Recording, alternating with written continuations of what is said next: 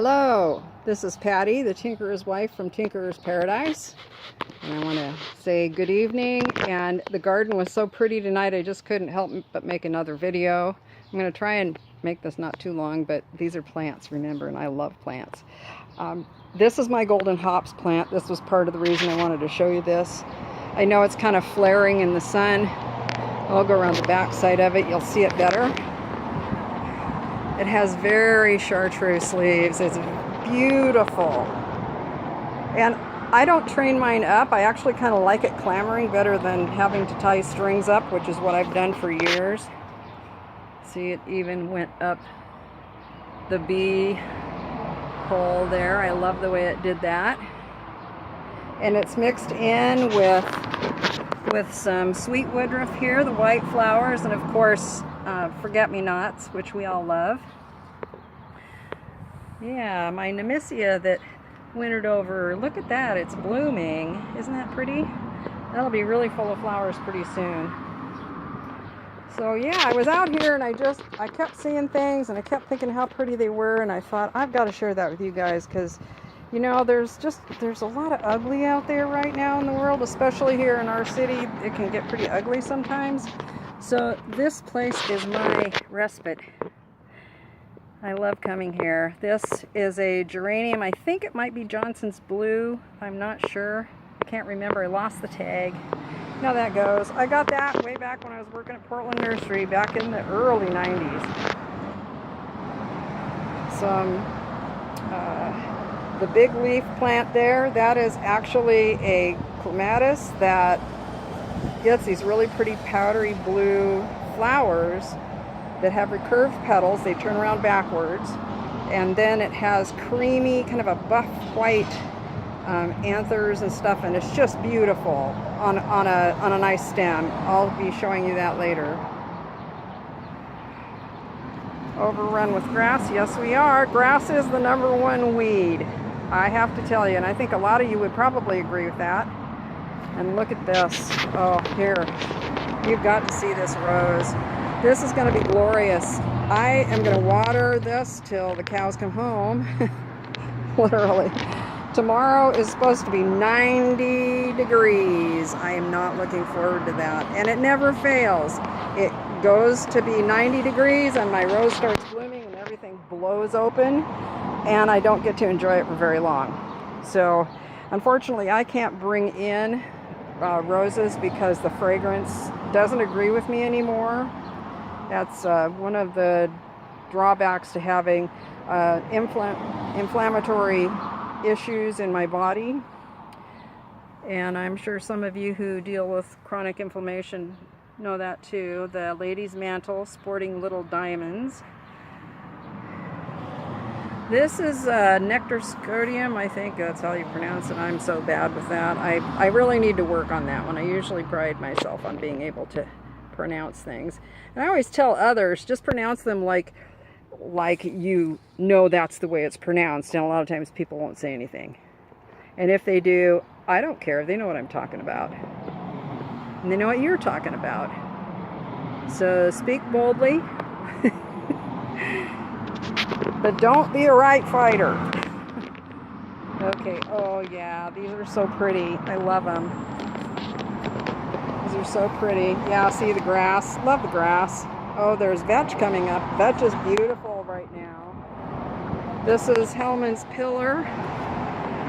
It is probably, I want to say, about 8 feet tall. I've never pruned it. It was meant to be a tall plant. I wanted it to be a tall plant. I've kind of pruned some wayward branches, but other than that, I haven't. And it was blooming. It looks like it's, there's some little blooms right there. I don't know if we can catch them on camera. They're really kind of cool. I like the details about the garden. You guys will figure that, if you haven't figured that out by now. I love the teeny tiny things that have so much detail. They just remind me of how much God puts into his creation. I don't know how people cannot look at creation and think this and believe that there was a creator. I really don't. This is Ampelopsis Brevipedunculata elegans. It's the porcelain berry vine. Yes, I do speak some botanic Latin, for those of you who are new here. And with that, I want to thank you new people that are visiting here tonight, and really appreciate you checking out the channel. I ask that if you find the videos interesting and can learn things, or just enjoy listening to me ramble, go ahead and hit the subscribe button. Yeah, and if you like the video, hit that like button too. So, and share them with your friends. If you have people that like plants, that are interested in learning about plants, I am a good person for that. I'm not the only game in town, but I do have a pretty long history working with plants. I come by it naturally. Actually, I say I'm kind of genetically predisposed. When I went back to Iowa a few years ago, look at this vetch, I discovered, to my delight, that my relatives on my mother's side are buried in a cemetery that is in the wildflower preserve outside of Tipton, Iowa, along the Cedar River. I mean, how cool is that? Is this not meant to be? That's what I think. Oh, yeah.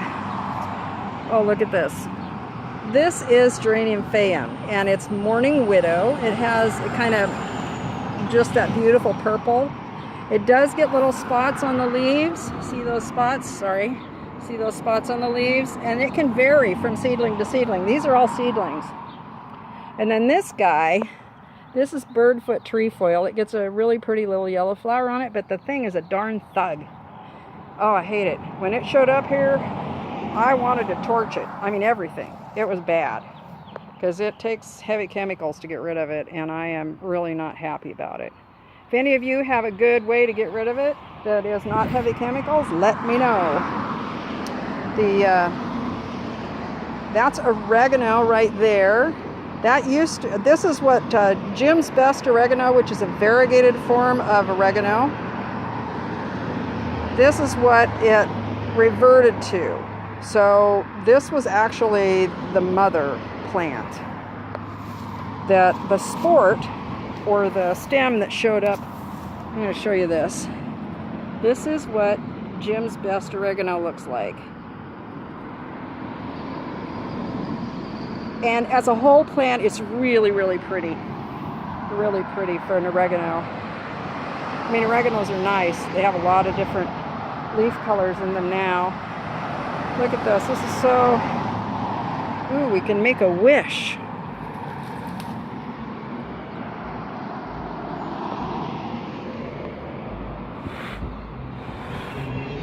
I can't do this on camera. I'm trying. Woo! There we go.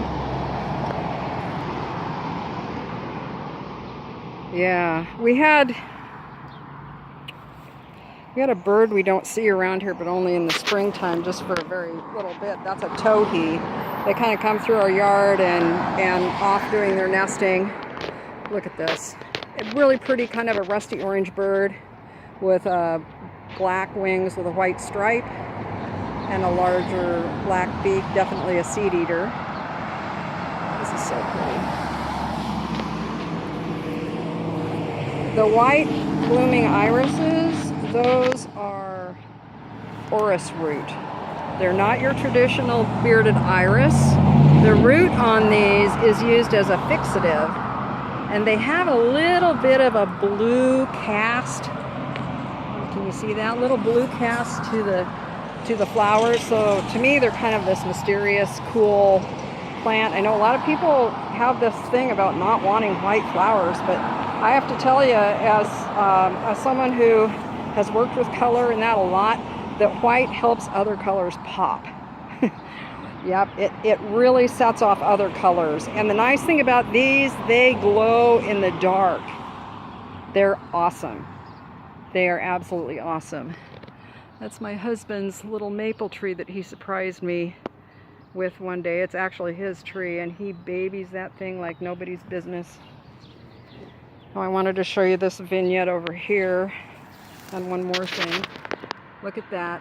Look at that. Oh gosh, that's pretty. the veg against the smoky fennel. And then down here, let's see if I can find it. Yeah, that's Camassia squamash. That is a native bulb, and the Indians here, the indigenous people, would eat that. It was one of their foods that they would harvest and eat. Oh, look at what we've got here. I'm always amazed that people want to go buy ladybugs. If you have plants they like, they will be around. And then this guy here, that is Phalomis russelliana. I'm trying to get it to back up. There we go. This gets a long stem with the stem that has the flowers that ring it, called a whorl of leaves. And it's a Dr. Seuss plant. Theodore Giesel had that plant in his garden. Well, not that exact plant, but you know what I mean. What's going out here? Oh my gosh. Look at that. More Mourning Widow. Looks great.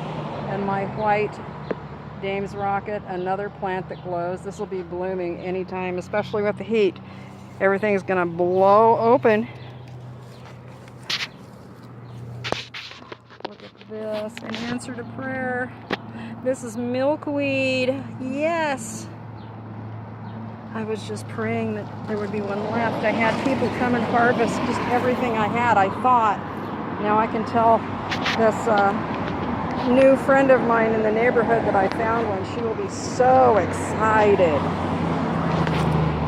Speaking of excited, whenever I see this little rose, I get so excited. Look at the blue on that leaf and that ruby stem.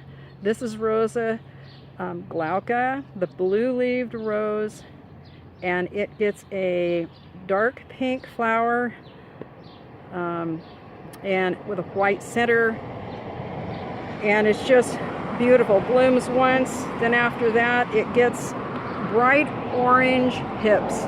So the bright orange with that blue, oh my goodness. And if you have a kind of a burgundy colored clematis, a small one like one of the Viticellas, a smaller growing one maybe. I had one that used to grow on this and the colors just popped. So yeah, another color thing.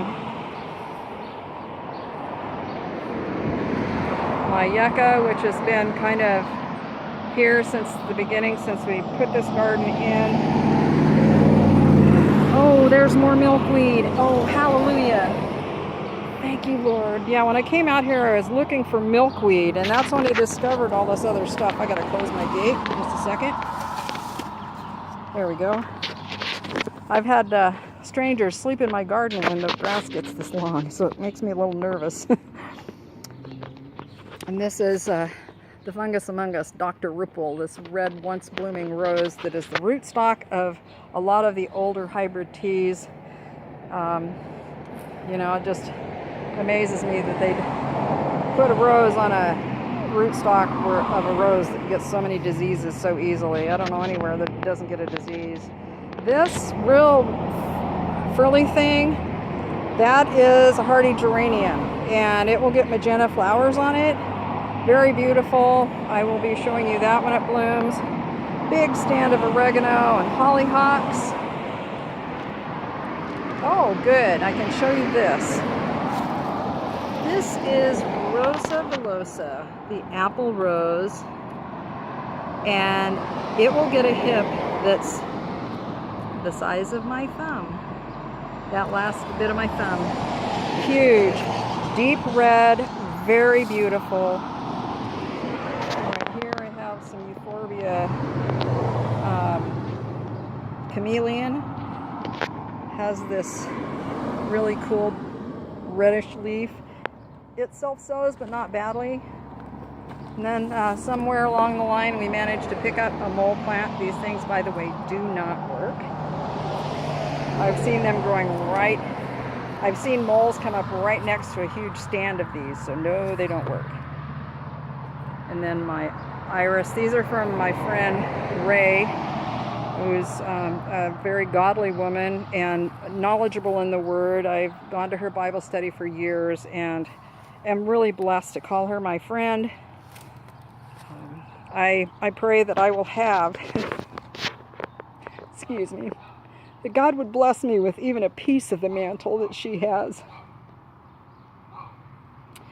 Boy, that woman, God is in her and using her mightily. Okay, now that I got my composure back, and I wanted to show you this little guy here. I'm just about done here, but I wanted to show you. Oops, I'm trying to figure out how to do this. I guess I'll do it with my other hand. This plant here is called fringe cup. And this is a native. Some people call it creeping Charlie. And you'll notice the fringe on the cups is white. That will turn a raspberry red color or pink, whatever. Blushes really beautiful. These make beautiful cut flower stems as filler, just something light and airy. And you can see the leaves on the stem. I usually strip the leaves off. Helps the flowers last longer. And then the leaves down here, you can see the shape. A lot of people, creeping Charlie, no, not so much. I don't think so. I don't call it that anyway. Common names can be very confusing, so I generally try not to use common names too often. Some feverfew coming up right there. Oop, right there. Get my hand out of the way. And then right here, this is my Wilkenblau rose. And I'm going to hopefully, oh, I can show you how bad it gets aphids. This is how bad it gets aphids. Yeah, it really gets aphids. It blooms beautifully. It gets a little bit of black spot. And this is her swan song this year, I think. We are going to dig her out. I'm going to go down there. I'm going to dig her out. Oh, good. I've got more iris that are going to bloom. This one is a peachy pink. It's real light. It's a very beautiful, airy color. Oh, now you can see this better. I'm so glad. This is absolutely stunning. I used to trellis it all the way up there. You know, throw the twine up over it, and it would clamber up, and so it was like this curtain of gold. And later in the summer, it kind of greens up.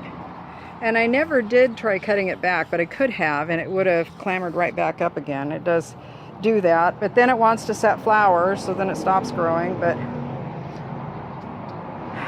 Veronica, this is the plant that got away. This used to be a little variegated plant, and now it's everywhere. If I want to dig plants up, it's in the plants. Not fun. Well,